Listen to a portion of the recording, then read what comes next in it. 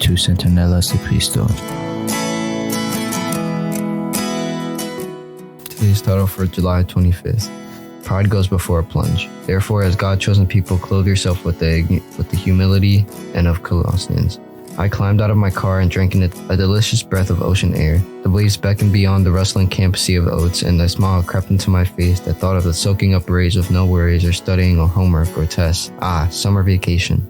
Clad in my new bikini, and I searched a new prime spot for sunbathing. A few strategic yards from the lifeguard's chair, I could sense him checking me out as I arranged my towel before heading to the water's edge.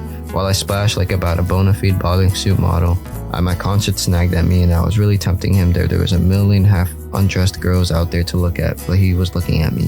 When the Mr. Lifeguard flashed me with a smile, I returned to my towel, but I wasn't too far satisfied. I brushed off my guilt and went until Alicia's show was on.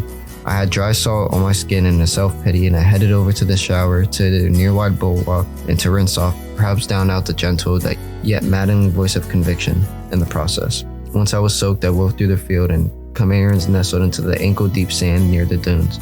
I lifted my gaze from the feet, and I noticed that the surfers had joined my admirer in observing my return. I decided I would toss my dripping hair and strut a few paces as I held their gaze. I failed to see under the rudder of the cameraman's in the deep sand, but the boys were looking at me. But suddenly I was looking at the sand. Pride goes before a fall, and any pride that should be complained frizzled, or when I extracted from my face to see the grit to see my hero, rushing to the sea to dig me out. And as I drove home, I scrubbed up the dirty and the wet skin that I realized on humility, as well as singing modesty. Seemed like a real drag, but it was sure easier a lot than to wear a humiliation. Thanks for listening.